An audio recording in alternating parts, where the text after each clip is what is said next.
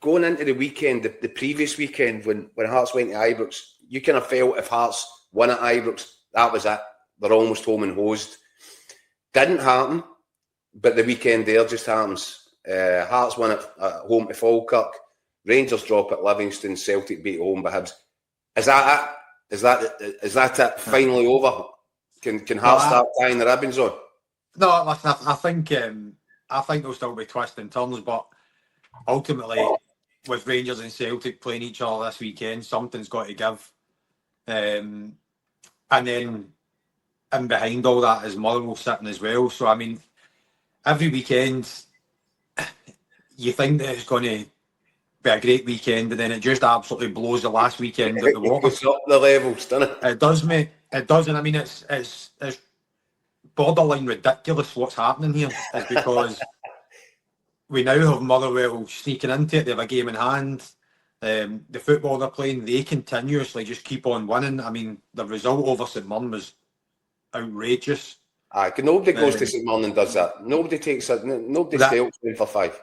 That's the thing, is I covered the St Mirren Hearts game, and St Mirren got obviously a really good result at it. Hard team to play against, but Motherwell just went there and dismantled them. And you can look at it and say St Mirren probably had an off day, but I put that down to the fact that Motherwell were that good. Yeah, they're sensational. Now that brings me round to something, right? Because as I've had a wee sneak preview at the column you've done for tomorrow's paper. Loved that. I'm going to read you a couple of lines for it. Let's start with this. I fully realise how crazy this is about to sound, even though Scottish football was living through the single most mental season of all time. But right now, I'm starting to wonder if Motherwell might be more of a threat to Hearts this season than either Celtic or Rangers. Is it getting to that stage? Mate, do you know what? And it'll spark debate. People will have their opinions on it. Right now, I think Motherwell will definitely catch Celtic.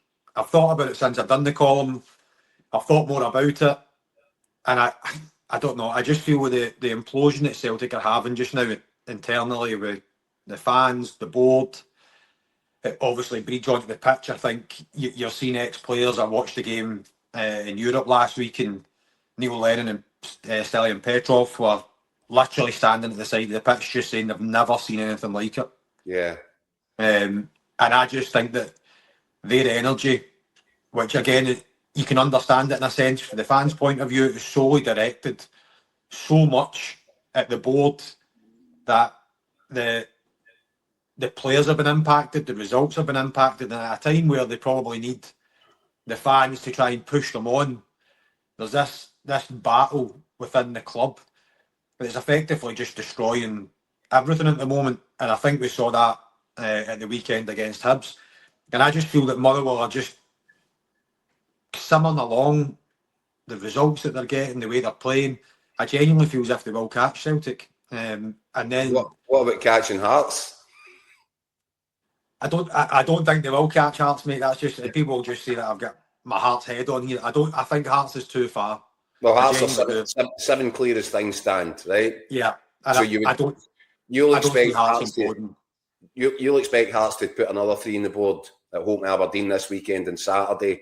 Yeah. Motherwell are at home to Dundee United, who are really toiling just now. They look like a couple of banker results, don't they? And then it rolls over into Sunday, and one of these two, or if not both, are going to drop more points on both. Well, the good thing that we have is if that does end up happening, and Hearts go and beat Aberdeen, get 3 points, Motherwell win as well, they get 3 points. The pressure then completely flips onto both the Old Firm teams. Oh, and some.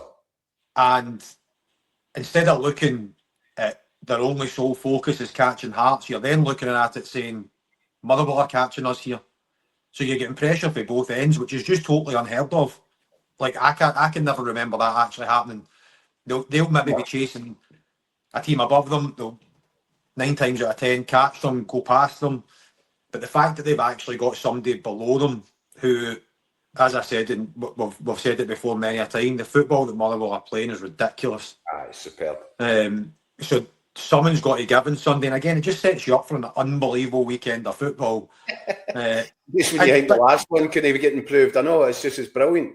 But don't be kidded as well. If Motherwell or Hearts don't get a good result at the weekend, it then puts the ball back in Rangers and Celtic's court that they can then go and try and capitalise on it. I just don't see Hearts or Motherwell losing at the weekend. I really don't. And then it flips on to Sunday, which I mean is going to be an old fun game just in its own right. It's a ridiculous game. But I mean, the pressure these players are going to be under, if Motherwell and Hearts both pick up 3 points, will be ridiculous. Well, it's thermonuclear stuff, isn't it? Oh, mate. Right, here's another wee line for your column that I liked. Rangers, well, who knows what you're going to get with them from week to week. I was at Ibrox the other weekend and admitted they were well worth a win over Hearts. It felt like a huge moment for them. But for Danny Rall to follow that up by scraping a draw in the dying seconds against the Livingston side sat at the bottom of the league, what does that say about them? Is it any wonder if even their own supporters aren't sure if they have a proper challenge in their hands or not? So while Celtic fans are opening fire on their own club, the Rangers supporters don't know if they can place their own trust in their own team. Yeah. I think it's a good point, and I think it speaks, Ryan, to the difference in the atmospheres. Hearts fans are flying right now, can't wait week to week. They're just enjoying the ride. Exact same for Motherwell. They're turning up. They're loving watching this side, no matter how it all ends up. I don't know if they're really seriously contemplating a title. Hearts are. Motherwell are enjoying themselves. Rangers fans don't know if they can invest their trust in this team because there's been so many disappointments and so much scar tissue. And Celtic fans, as you said, it's this sort of constant wall of negativity. Yeah, I think from the Rangers' point of view, since Danny Rall came in, the job that he's done has been immense. But he's working with a lot of players that he never signed. Yeah, and I think previous to him coming in, there was so much negativity, animosity. There was a bit of frailty there. When you don't get a result or you aren't playing as well, it can easily creep back in, and I think that's what happened at the weekend. And I mean, listen, take your hats off to them. To find themselves 2-0 down at Livingston, I thought was incredible. But they somehow managed to find their way back into the game. And take a point out of it. Now, it's disappointing, 100%, but I think there is that apprehension for the fans. I feel it, and I'm not even a Rangers fan. You just feel that apprehension at times. Well, they started off against Livingston, and it was that sort of lethargic look. And I know that the stats say that they were battering them, and that there was 15 shots at goal, whatever it was in the first half. But they weren't playing, for me, when I was watching that, I'm thinking they're playing without real purpose, real aggression.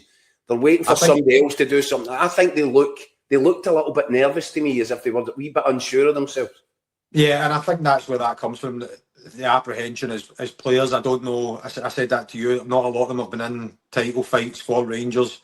So the pressure that comes off the good performance against Hearts, and the win against Hearts, it then goes into Livingston, and the fans turn up thinking, raises the expectation.